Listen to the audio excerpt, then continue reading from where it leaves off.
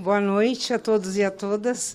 Temos, então, hoje a conferência de encerramento com a nossa homenageada, que é a razão que nos faz estar aqui, do ponto de vista tanto da nossa formação, da nossa pesquisa, quanto do nosso encontro. Por favor, Scarlett, venha nos brindar com as suas palavras.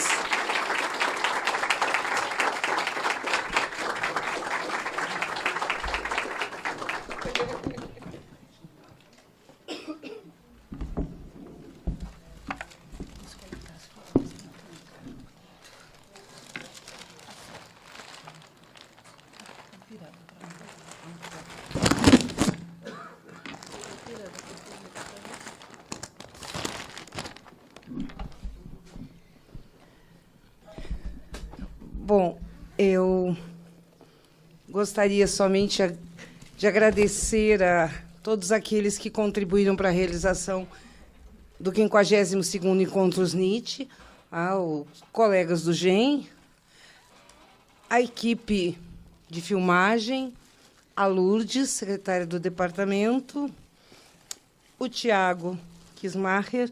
Sem ele, eu não teria conseguido fazer muitas coisas aqui na USP, já que ele olhou tudo e eu só pude ver através dos olhos dele. Muito obrigada, Tiago, por tudo.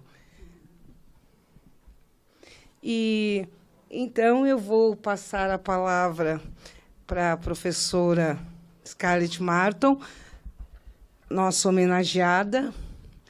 Nós, durante esses 3 dias, tentamos apresentar o pensamento dela, já que cada um dos orientandos, antigos orientandos, discutiu uma das obras, um dos conceitos. Então, eu vou passar a palavra, porque a tentativa foi maior de, ao homenageá-la, dizer quem ela é como pesquisadora, como formadora, como quem divulga a filosofia de Nietzsche no Brasil. Obrigada, Scarlett, por tudo.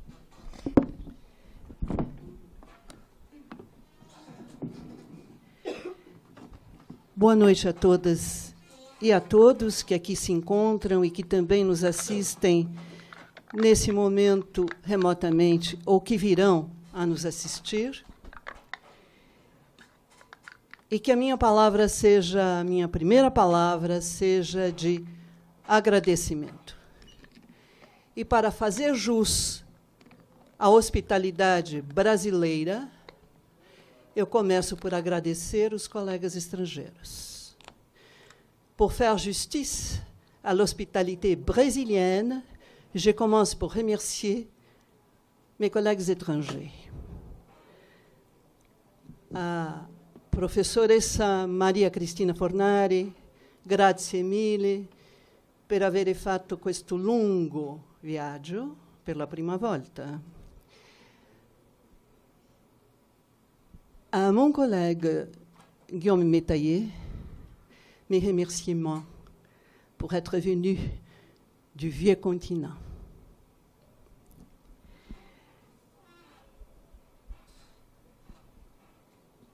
Aos meus colegas desta casa,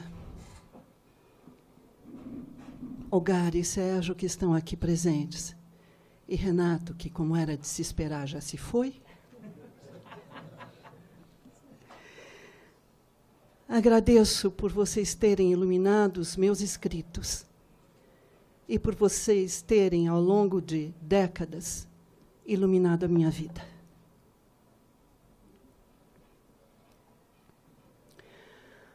Ao Gelson de Oliveira, que veio do Paraná e me ofereceu um belo presente, e de pronto eu aceitei. Meu muito obrigada. A Olímpio Pimenta, membro honorário do GEM,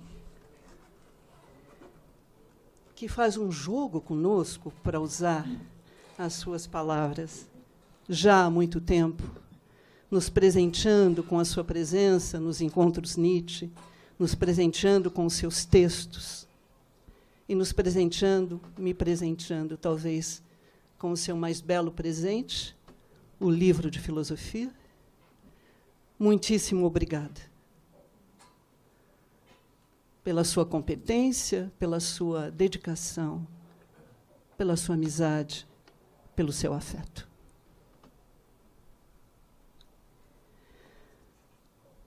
A Vânia, o que dizer, Vânia? Todos já disseram, mas eu quero repetir. Se não fosse a sua idealização e a sua concretização, nós não teríamos tido essa oportunidade de trocas intelectuais e altamente afetivas ao longo desses 3 dias. Na verdade, a Vânia, aos meus filhos mais velhos, a primeira geração do GEM, que estamos juntos pelo menos desde 1996, se não antes. Vânia Dutra de Azeredo, Wilson Fresati Júnior, André Luiz Mota e Taparica.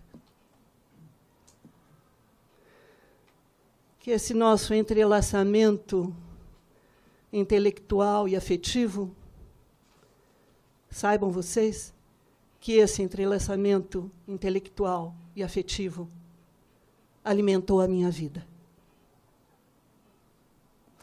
A segunda geração, que na verdade não é tanto assim segunda geração, mas que chegou uns meses depois só, João Evangelista Tude de Melo Neto, que toca vários instrumentos. Márcio Silveira Lima,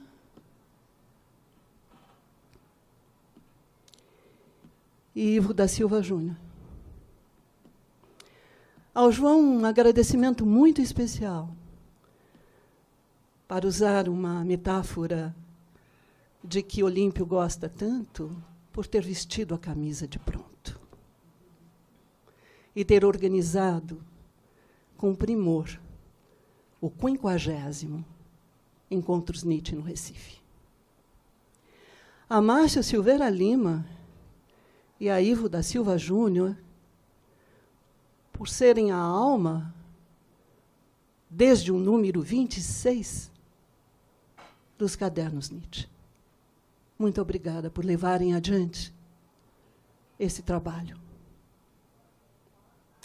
A Stefano Buzzelato, que é diventato brasiliano, que esteve aqui no Brasil já há um tempo para fazer um pós-doutorado sob a minha direção, com uma bolsa da FAPESP por 2 anos, e que depois decidiu ficar por aqui. E a Emmanuelle Salansky, que também veio para o Brasil para fazer um pós-doutorado por 2 anos com uma bolsa da FAPESP, mas que atualmente é doyen de l'Université de Strasbourg, voltou para lá. Obrigada por terem se disposto a continuar participando do nosso grupo de pesquisa. A Fernando de Barros, meu filho muito dileto, da UNB, que sofreu uma embolia pulmonar e não pode estar nesse momento conosco, e a Luiz Rubira, que também teve de cancelar a viagem, porque o aeroporto de Porto Alegre está fechado. Meu muito obrigada igualmente a eles. Que saibam, em algum momento, desse meu agradecimento. Aos meus filhos mais jovens, como Alexander Gonçalves, à minha neta Célia Benvenho, aos outros netos, aos bisnetos, que eu espero ter em breve. Netos, filhos e netos são todos doutores, doutores do GEM. Em breve, talvez, eu terei bisnetos. a Geraldo Pereira Dias, que não está aqui,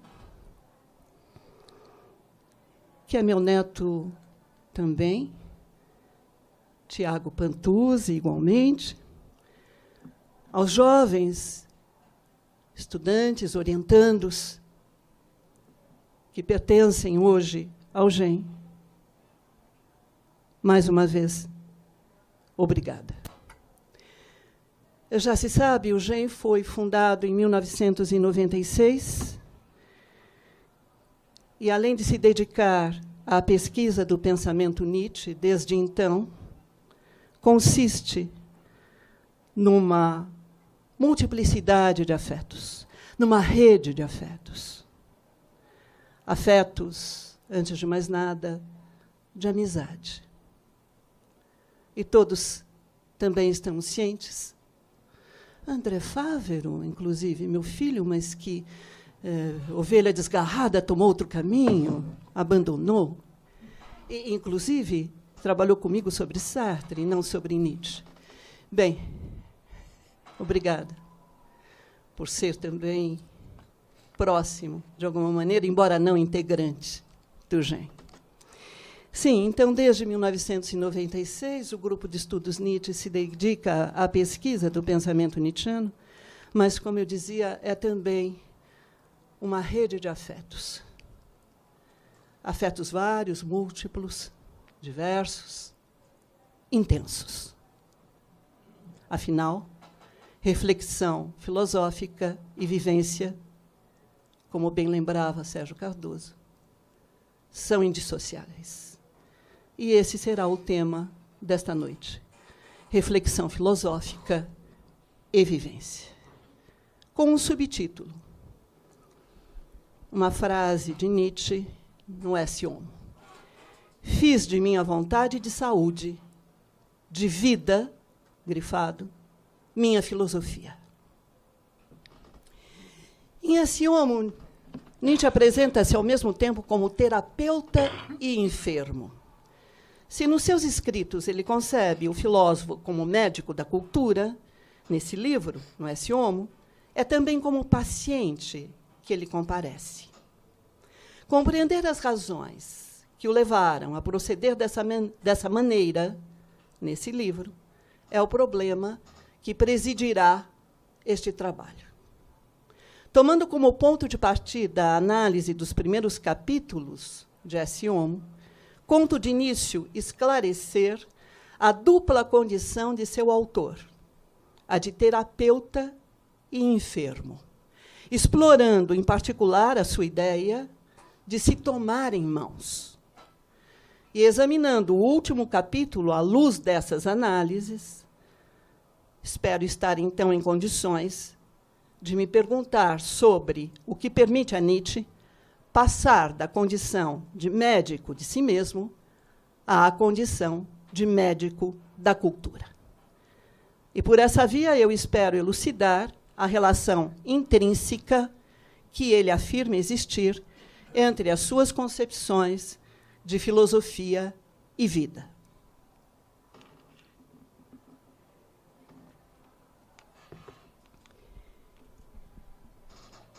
Bem se sabe que Nietzsche concebe o filósofo como médico da cultura. Essa expressão, que ele chegou a pensar em empregar como título de uma obra já em 1873, ganhou uma primeira elucidação nas anotações póstumas dessa época. Ao médico filósofo, no início dos anos de 1870, ao médico filósofo, então, Nietzsche atribuiu uma tarefa preparatória, a de destruir certas tendências, atenuar outras e liberar outras ainda, tendo em vista a renovação do corpo da cultura. Contudo, em seus primeiros escritos, Nietzsche já procura ampliar a ideia de sistema vital. Na segunda consideração extemporânea, ele escreve, cito, há um grau de insônia, ruminação, sentido histórico, além do qual o ser vivo se desestabiliza e termina por se destruir, Pouco importa que se trate de um indivíduo, um povo ou uma cultura. Incapaz de esquecer, um indivíduo ou um grupo não consegue digerir todas as suas experiências. Por outro lado, consciente do que lhe faz bem, um ser humano ou uma cultura atinge uma condição sadia. Diagnosticando a exacerbação do sentido histórico como um caso de dispepsia aguda, Nietzsche sustenta que ela pode manifestar-se tanto nos indivíduos quanto nos povos ou nas culturas. Com o tempo, a concepção nietzschiana de filósofo como médico da cultura torna-se mais refinada. É o que se pode notar no prefácio de 1886 a Gaia Ciência. Lá, o autor declara: ainda estou à espera de que um médico filósofo, ou um médico filosófico, no sentido excepcional da palavra, um médico que tenha o problema da saúde geral do povo, tempo, raça, humanidade para cuidar, terá uma vez o ânimo de levar minha suspeita ao ápice e aventurar a proposição. Em todo filosofar até agora, nunca se tratou de verdade, mas de algo outro, digamos, saúde, futuro, crescimento, potência, vida. Fim da citação. Então, a tarefa do filósofo, como médico da cultura, se amplia. Não se limita mais a prescrever modificações de tendências. Doravante, engloba prescrições para a saúde do corpo. Aliás, é por considerar que os dois tipos de prescrições são do mesmo teor que, em seus últimos escritos, Nietzsche encara o cristianismo e o álcool como os dois grandes narcóticos da Europa. É nesse mesmo espírito que afirma Nietzsche, no Esse Homo, cito, a luta por direitos iguais é mesmo um sintoma de doença. Qualquer médico sabe disso. Dos vários aspectos que esse livro surpreendente possui, Esse Homo, um atrai em particular a nossa atenção. Nietzsche apresenta-se nele ao mesmo tempo como médico e paciente. No início do primeiro capítulo, não hesita em colocar o leitor a par de seus vômitos e enxaquecas, da fraqueza de seu sistema digestivo, da sua quase cegueira. Mas, se assim procede, é para afirmar, imediatamente depois, no segundo parágrafo, que é, entre aspas, sadio no fundamento. É precisamente o que ele procurará fazer ver nos parágrafos seguintes, ao relatar suas atitudes sadias. Ter um soberano sentimento de distinção, parágrafo 3. Não indispor contra ele mesmo, parágrafo 4. Não prestar-se a retaliações, parágrafo 5. Estar livre do ressentimento, parágrafo 6. Ser capaz de portar-se com o inimigo, parágrafo 7.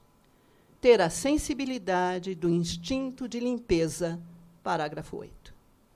Até o presente momento, tudo se passa como se suas atitudes sadias decorressem de decisões voluntárias, o que poderia reforçar a ideia defendida outrora de que Esse Homo nada mais é do que um relato autobiográfico. Afinal, o autor propõe-se a explicar, no primeiro capítulo do livro, por que sou tão sábio. Contudo, examinados de perto, os parágrafos que constituem esse capítulo trazem constantemente esclarecimentos de outra ordem. Nietzsche tem um soberano sentimento de distinção. Tomando-se por uma natureza superior, reivindica uma origem mais longínqua, como é o caso de todos os grandes homens, pois, cito, todos os conceitos dominantes sobre os graus de parentesco são um contrassenso fisiológico. Nietzsche não sabe indispor alguém contra ele mesmo. Se em sua vida não houve praticamente nenhum índice de má disposição a seu respeito, suas experiências lhe deram o direito de desconfiar, em geral, abro aspas, dos chamados impulsos desinteressados. Nietzsche não se presta a retaliações contra quem lhe faz uma afronta, mas, expressando ao ofensor seu reconhecimento, está longe de calar-se, pois, nas suas palavras, todos os calados são dispépticos. Nietzsche está livre do ressentimento diante daquilo que corre o risco de feri-lo. Para não consumir-se muito rápido, ele simplesmente não reage, pois a sede de vingança acarreta, nas suas palavras, um rápido consumo da força nervosa, um aumento doentio de secreções nocivas, de bile no estômago, por exemplo. Nietzsche é capaz de portar-se como inimigo. Sendo uma natureza forte, toma todo obstáculo por estímulo, pois, nas suas palavras, atacar faz parte de meus instintos. Nietzsche tem a sensibilidade do instinto de limpeza.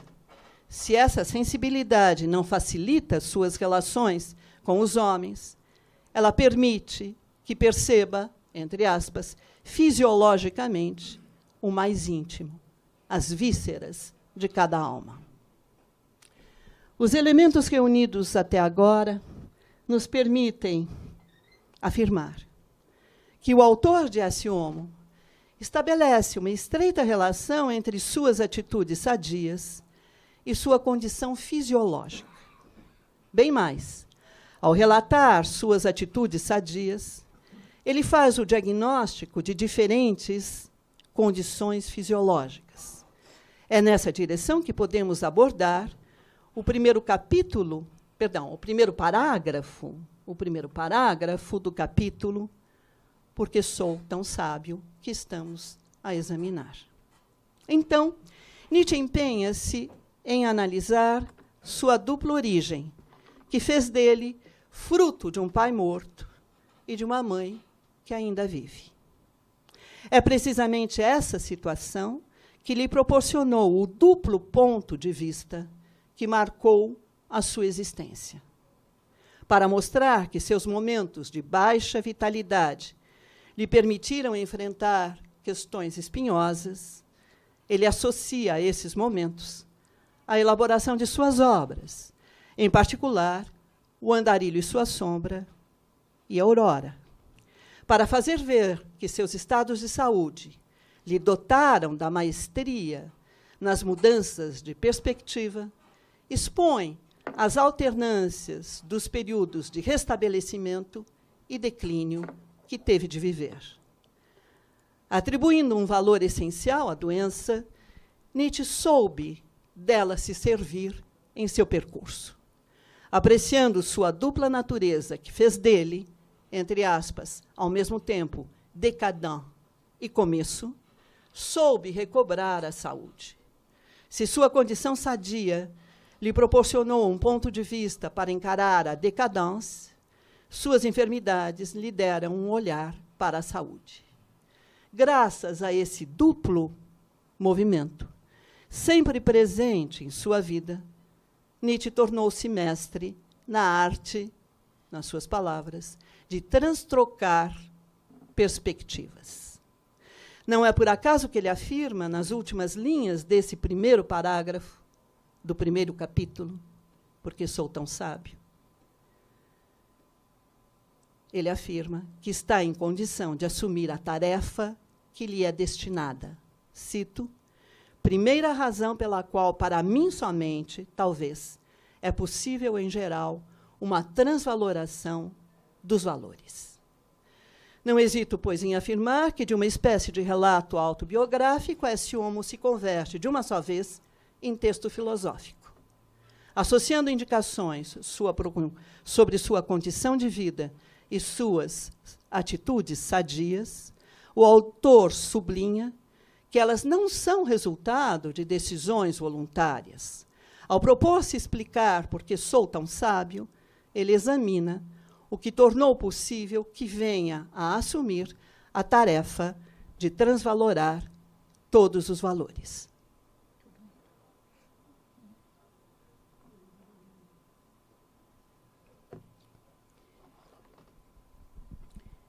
No segundo capítulo do livro, Nietzsche faz o relato de suas experiências concretas, a começar pelo regime alimentar, no primeiro parágrafo. Então prescreve evitar as refeições pesadas, abster-se de beber café, só tomar chá pela manhã. Em seguida, trata da questão do lugar e do clima que lhe são propícios. Parágrafo 2. Afirma que, graças a um longo aprendizado, agora conhece os efeitos que o clima e a meteorologia podem exercer sobre ele. Convencido de que o ar seco e o céu puro são indispensáveis aos homens cheios de espírito, entende que o clima alemão é nefasto aos que estão destinados a realizar grandes tarefas. Por fim, examina os lazeres que lhes são favoráveis. Parágrafo 3.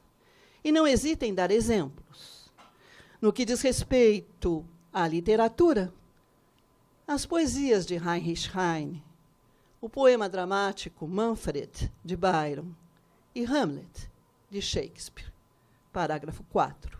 No que concerne à música, Tristão e Isolda e o idílio de Siegfried, de Wagner, mas também Liszt, Rossini e Peter Gast. Parágrafos 5, 6 e 7. Até o presente momento, tudo se passa como se o regime alimentar a ser seguido por Nietzsche, o lugar e o clima que lhe são propícios, e os lazeres que o favorecem, decorressem de suas escolhas pessoais. O que poderia reforçar a ideia de que esse homo nada mais é do que o relato dos resultados dos experimentos que ele faz com si mesmo. Afinal, o autor do livro propõe-se a explicar, nesse segundo capítulo, por que sou tão esperto. Contudo, examinados de perto, os parágrafos desse capítulo trazem esclarecimentos que permitem enquadrar de outro modo as experiências de Nietzsche. Indicando seu regime alimentar predileto, ele relaciona a cultura e a cozinha alemãs.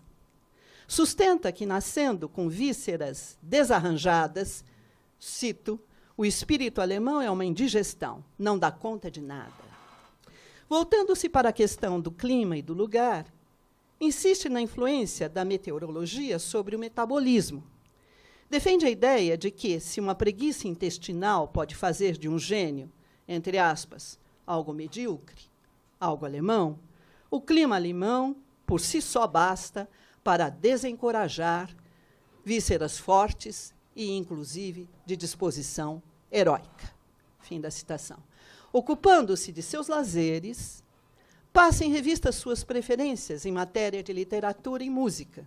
Afirma que é estrangeiro a tudo o que é alemão, entre aspas, a tal ponto que já a proximidade de um alemão atrasa a minha digestão.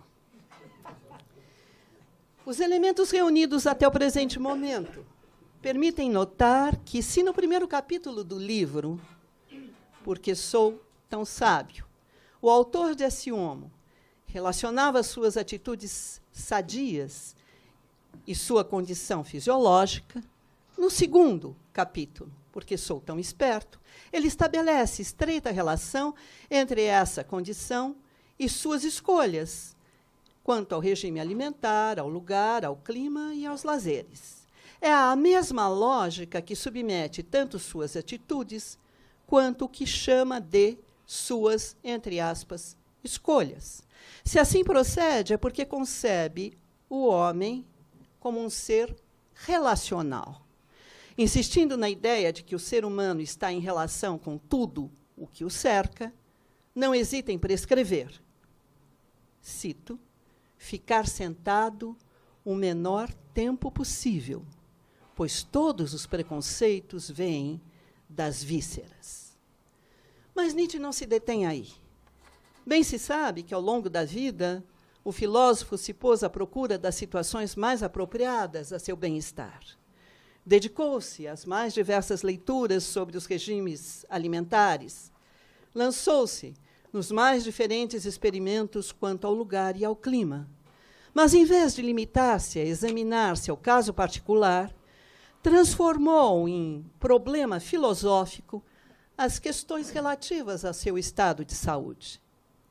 Da afirmação de que os modos de pensar dependem do sistema digestivo, Nietzsche chega à afirmação de que o espírito funciona da mesma maneira que o sistema digestivo. Mais ainda, que o próprio espírito é um sistema digestivo. No caso do espírito, como no do estômago, trata-se sempre do poder de assimilação. Considerando a incorporação um dos mais importantes modos de funcionamento do ser vivo, Nietzsche afirma repetidas vezes, cito, que o espírito é um estômago. Assim formulada, essa ideia remete diretamente ao núcleo da vertente crítica de seu projeto filosófico. Ao encarar o corpo e o espírito como aliados, inseparáveis, ou melhor, como sendo da mesma natureza, o autor de Esse Homo quer romper com o pensamento metafísico. Concebendo o ser humano como uma configuração pulsional, ao mesmo tempo física e psíquica, ele se dedica a subverter e ultrapassar toda a sorte de dualismos. Depois de fazer o relato de suas experiências concretas quanto ao regime alimentar a ser seguido, ao lugar e ao clima que lhe são propícios, e aos lazeres que o favorecem, o filósofo procura esclarecer o que ele chama de suas, entre aspas, escolhas, no 8º parágrafo deste 2º capítulo, porque sou tão esperto, que constitui, no momento, o nosso objeto de análise. Então, afirma que tudo isso, ou em tudo isso, nas palavras dele, reina um instinto de autoconservação. É esse instinto de autoconservação que lhe ordena recusar a entrar em contato com situações desfavoráveis e afastar-se de circunstâncias adversas. Na medida em que lhe é preciso evitar toda espécie de desperdício de energia, seu instinto de conservação se impõe como instinto de autodefesa. Para tentar apreender o sentido preciso dessa ideia, tomemos em consideração o 9º parágrafo deste 2º capítulo, porque sou tão esperto. A análise das reflexões que Nietzsche desenvolve nos permitirá compreender melhor o que ele chama de suas, entre aspas, escolhas. Tomando como ponto de partida o subtítulo do livro Esse Homo, como tornar-se o que se é, Nietzsche começa por afirmar que, para tornar-se o que se é preciso, sobretudo, não suspeitar o que se é. Aqui, a divisa socrática se acharia inteiramente deslocada. O filósofo revela, então, que, na sua vida, jamais esteve consciente da tarefa que se imporia a ele. Sem ter conhecimento dessa tarefa, seu instinto de conservação organizava e hierarquizava suas competências. É o que ele procura mostrar na seguinte passagem. Cito: entre mentes, continua a crescer na profundeza a ideia entre aspas, a ideia organizadora chamada a dominar. Ela começa a comandar, lentamente conduz de volta dos caminhos secundários e desvios, prepara qualidades e aptidões isoladas, que um dia se revelarão indispensáveis como meios para o todo. Ela configura uma a uma as faculdades auxiliares, antes mesmo de deixar transparecer algo da tarefa dominante, do fim, da meta, do sentido.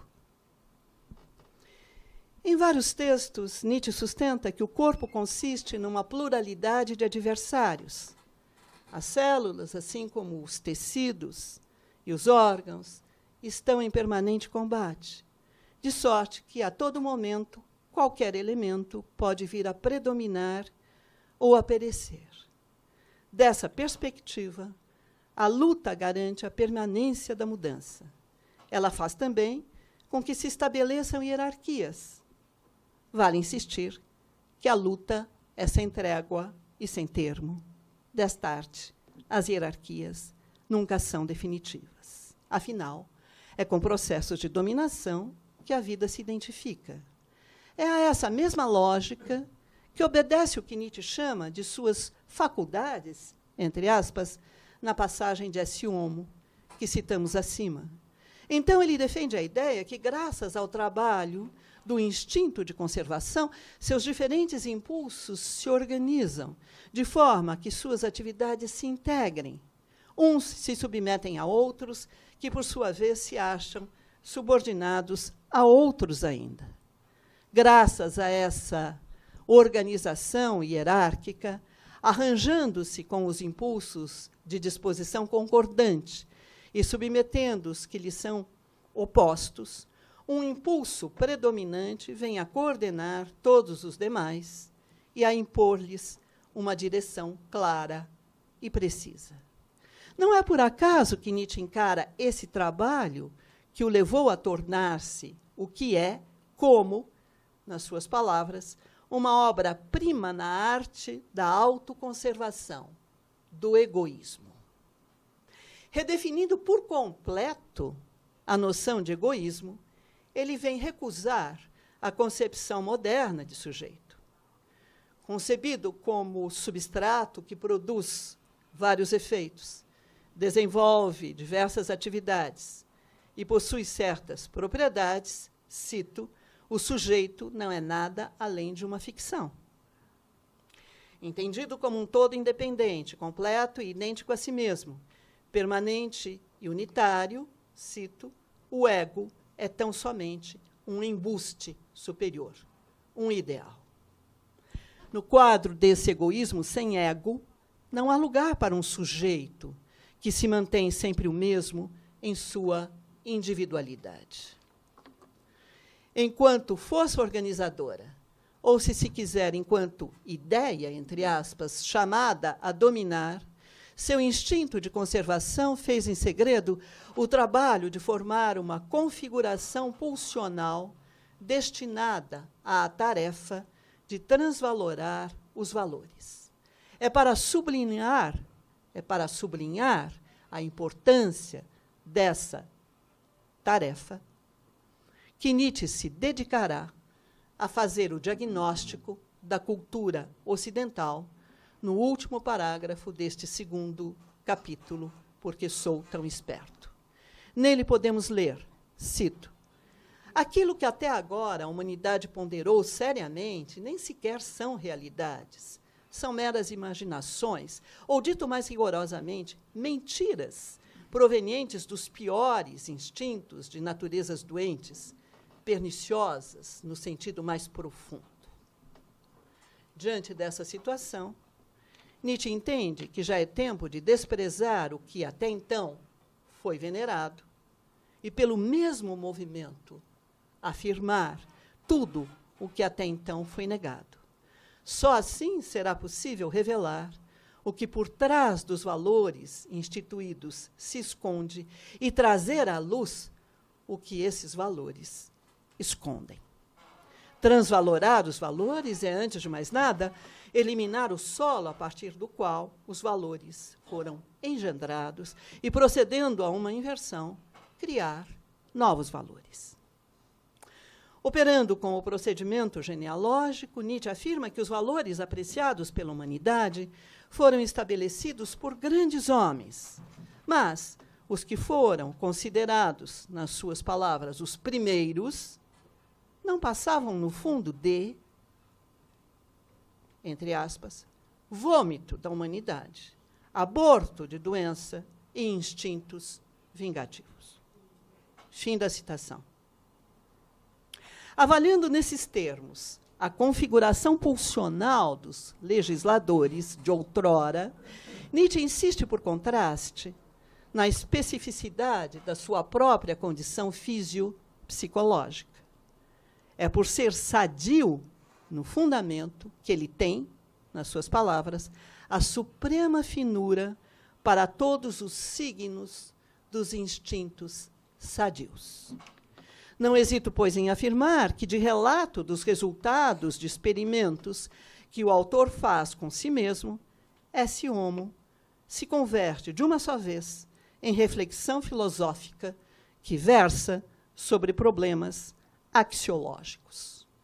Graças a uma análise refinada e profunda da própria condição fisiopsicológica, Nietzsche mostra que o termo que emprega ao tratar das suas escolhas, entre aspas, não deve ser tomado no sentido literal.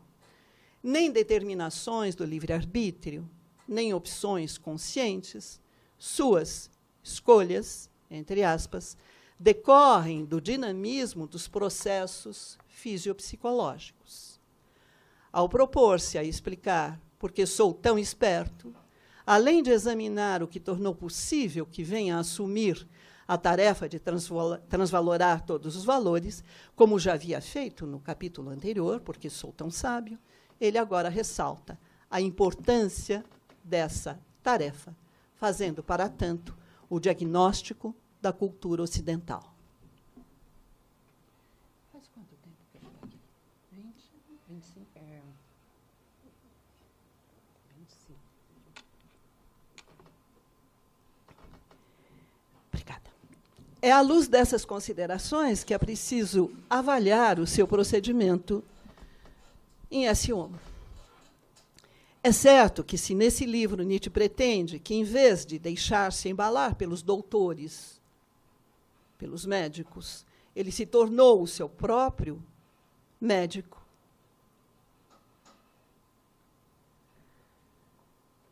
mas, se toma em mãos, é porque nele se manifesta, nas suas palavras, a incondicional certeza instintiva sobre o que, grifado, naquele tempo era necessário mais que tudo. Também é certo, assim, que Nietzsche sustenta que deu a si mesmo a saúde.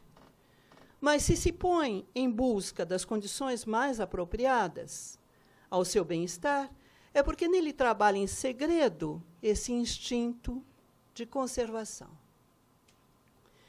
Como poderíamos, então, compreender que Nietzsche venha a afirmar no Esse Homo: fiz de minha vontade de saúde, de vida, grifado, minha filosofia? Seria o caso de suspeitar que, com essa frase, ele estaria retomando a concepção moderna de sujeito? Ao relacionar sua filosofia com sua vontade de saúde, estaria defendendo a ideia de que seu pensamento decorreria de uma decisão voluntária, que sua reflexão filosófica resultaria de uma opção consciente? Ora, se situarmos essa frase, fiz de minha vontade de saúde, de vida, minha filosofia, se situarmos essa frase no seu contexto, seremos elevados a interpretá-la de outro modo. No capítulo Porque Sou Tão Sábio, o autor de Esse Homo escreve, retomemos a frase, fiz de minha vontade de saúde, de vida, minha filosofia, pois prestem atenção a isto. Os anos de minha mais baixa vitalidade foram aqueles em que eu deixei de ser pessimista. O instinto de autorrestabelecimento proibiu-me uma filosofia da pobreza e do desânimo. Nessa passagem, Nietzsche começa por estabelecer uma estreita relação entre seu estado de saúde e sua maneira de pensar.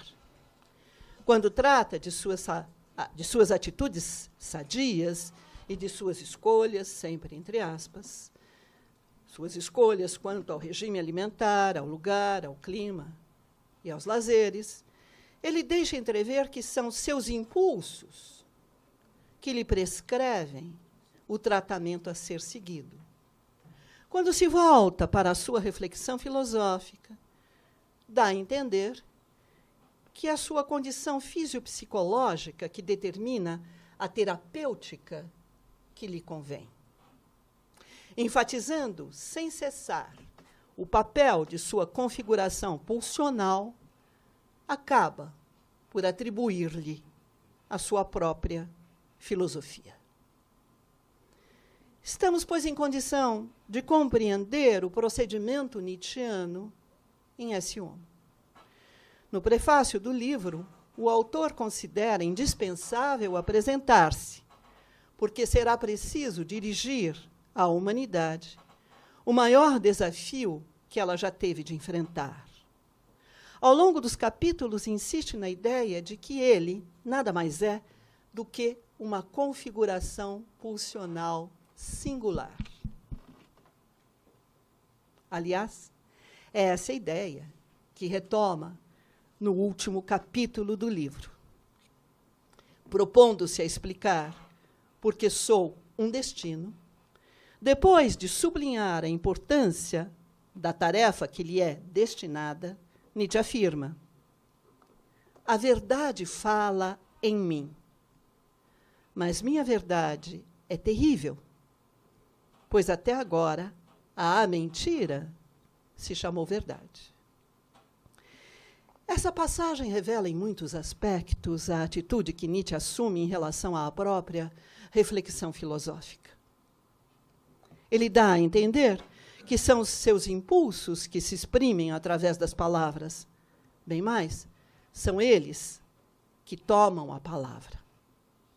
Sim, assim falava Zaratustra, o protagonista aparecia, nós sabemos, como o porta-voz da vida, o porta-voz do sofrimento, o porta-voz do círculo. Em esse homo, é também como porta-voz que Nietzsche se apresenta. Afinal, é sua condição fisiopsicológica que lhe dita a própria filosofia. É precisamente o que ele parece dar a entender na continuação do texto que estamos a examinar, ou seja, este primeiro parágrafo do último capítulo do livro. Cito: transvaloração de todos os valores.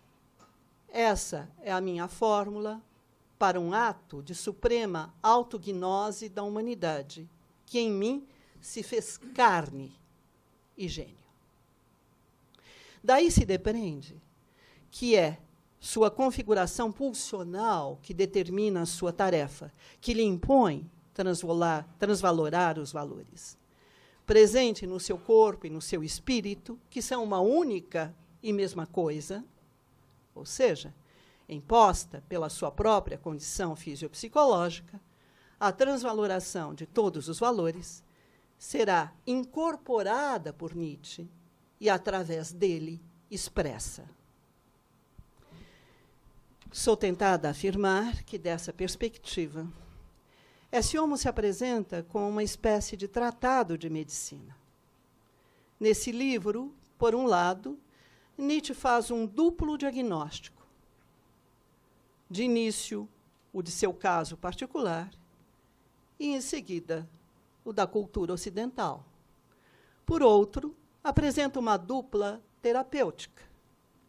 De início, a que seus impulsos lhe prescrevem para tornar-se o que é, e, em seguida, a que sua configuração pulsional lhe impõe para curar o ser humano, a saber, a transvaloração de todos os valores. A meu ver, esse é o procedimento que permite que, de médico de si mesmo, Nietzsche se converta em médico da cultura. Esta é a primeira parte da minha exposição. Se aqui eu encerro a leitura deste texto, agora eu queria dizer ainda algumas palavras.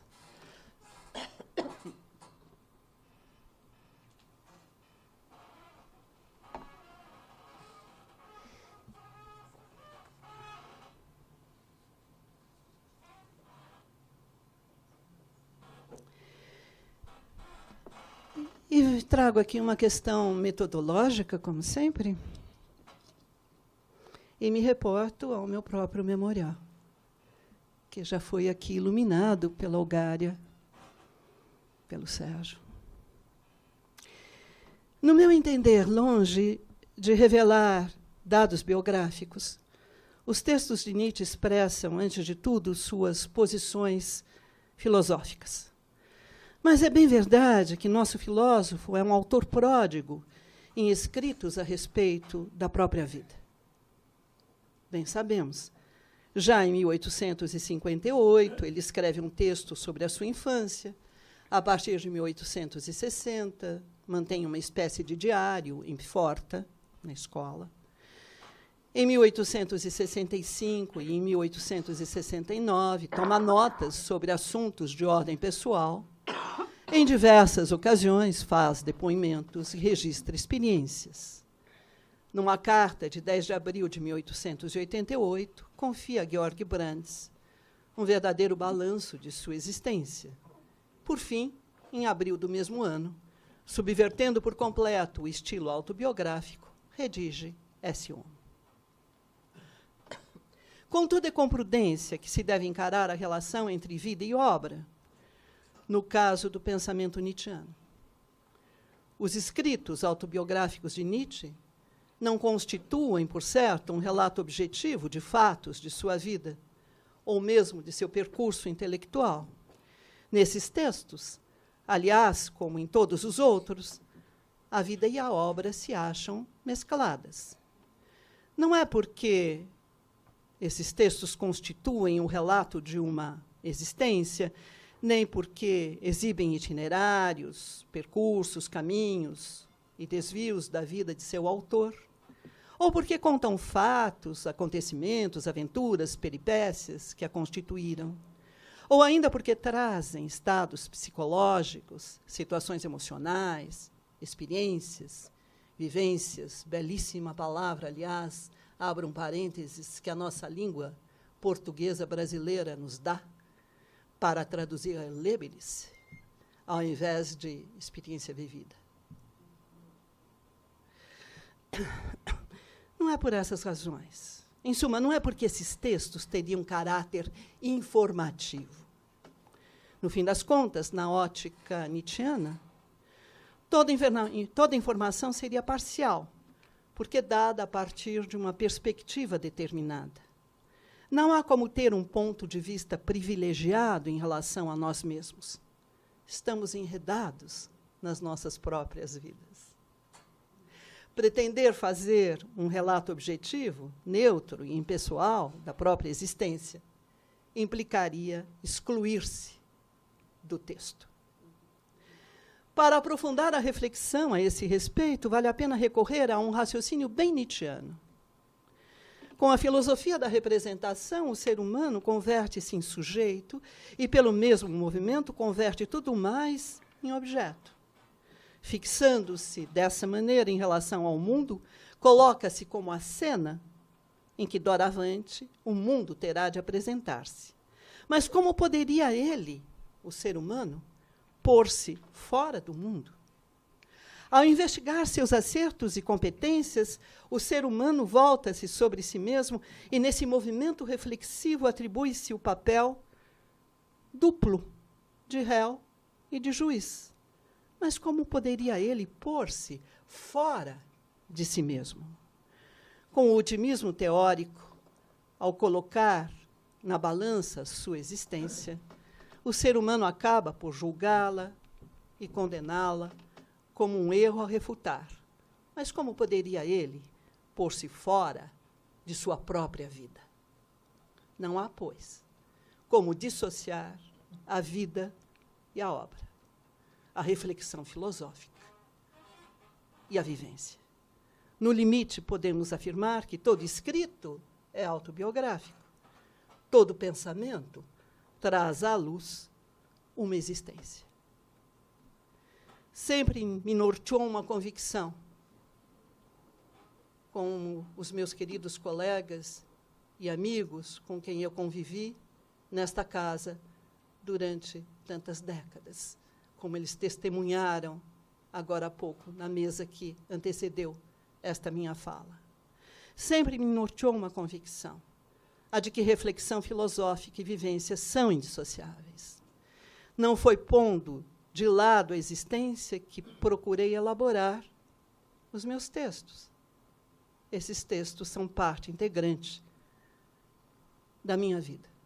Não foi por acaso, aliás, que eu escolhi como epígrafe a irrecusável busca de sentido esta frase de Merleau-Ponty, no Les Doutes de Cézanne.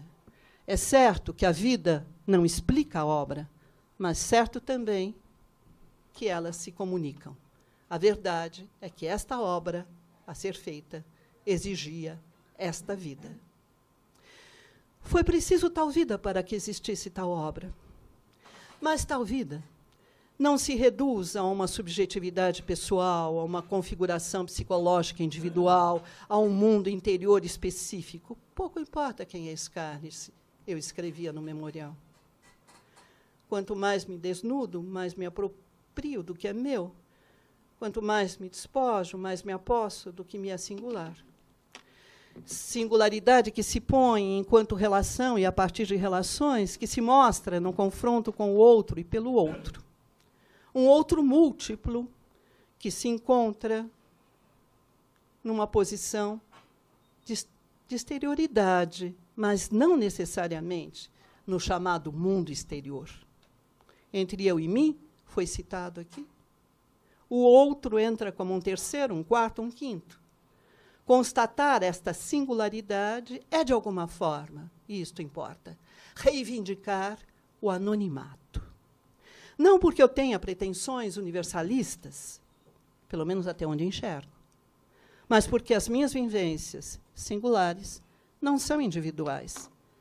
Nelas é uma certa forma de vida que se expressa. Somos muito mais determinados do que presumimos, determinados pela situação em que nos encontramos e pelos impulsos, paixões ou desejos que de nós se apropriam. Dificilmente podemos agir de outro modo, pois é com essa situação e com esses impulsos que temos de nos haver, sempre, seja para aceitá-los ou para recusá-los, o que, em certas circunstâncias, quer dizer o mesmo. Então percebi que, no correr de décadas, acabei por conquistar um problema, tornar-me um problema, ser um problema. Procurei fazê-lo meu, de forma tão obsessiva que já não o tenho mais. É ele que me tem. Com absoluta e radical intransigência, deixei-me guiar por essa ideia fixa, essa salutar obsessão. A questão do sujeito apoderou-se de mim, e nela sempre vibrou outra, a que diz respeito à condição humana. Ao persegui-la, foi-se fazendo o meu percurso intelectual. Assim vi minha história entremear-se com a história que vivi na Universidade de São Paulo. Pois esta casa em que me criei durante muito tempo foi, para mim, referencial privilegiado. Nela, acabei por construir uma identidade filosófico-especulativa. Nela, dediquei-me há anos a fio à tarefa formadora. E por entender formação como aprimoramento do espírito, abracei um trabalho de ourivesaria. Foi nesse contexto que surgiu o GEM, Grupo de Estudos Nietzsche. Entre os desafios que iniciativas de tal ordem enfrentam, está a falta de tradição de trabalho em grupo nas humanidades. Nesse campo, o trabalho é, sobretudo, solitário, mas isso não impede que os envolvidos sejam solidários. admitir a interdependência, integrar a diversidade, fazer-se corresponsável, são práticas indispensáveis.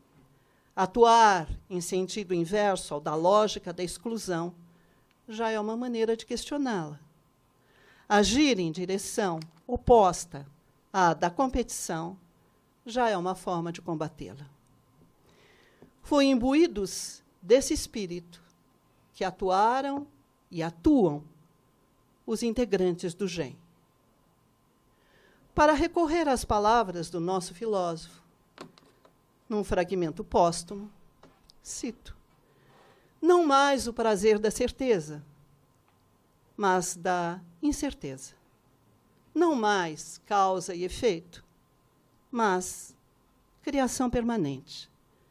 Não mais a fórmula humilde, tudo é apenas subjetivo, mas é também nossa obra. Orgulhemo-nos disso. Hoje, aos colegas do GEM aqui presentes, e aqueles que, infelizmente, não puderam estar conosco, aos colegas do GEM, eu entrego o que é deles, o GEM. Muito obrigada.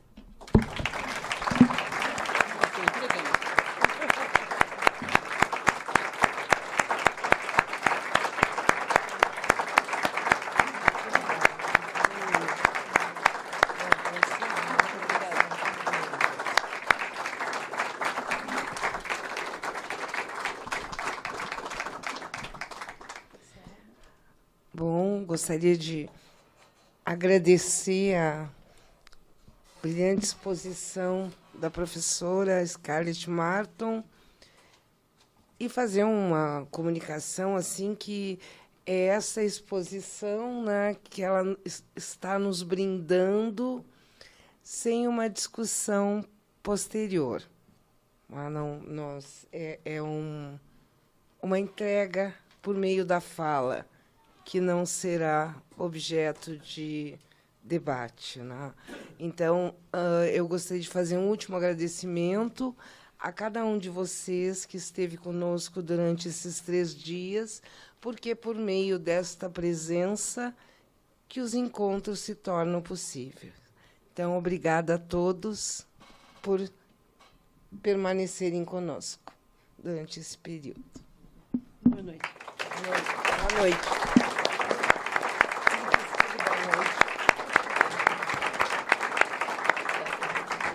Já estamos cansadas, né? Já avisei alguns, vou avisar alguns. Vamos dividir esta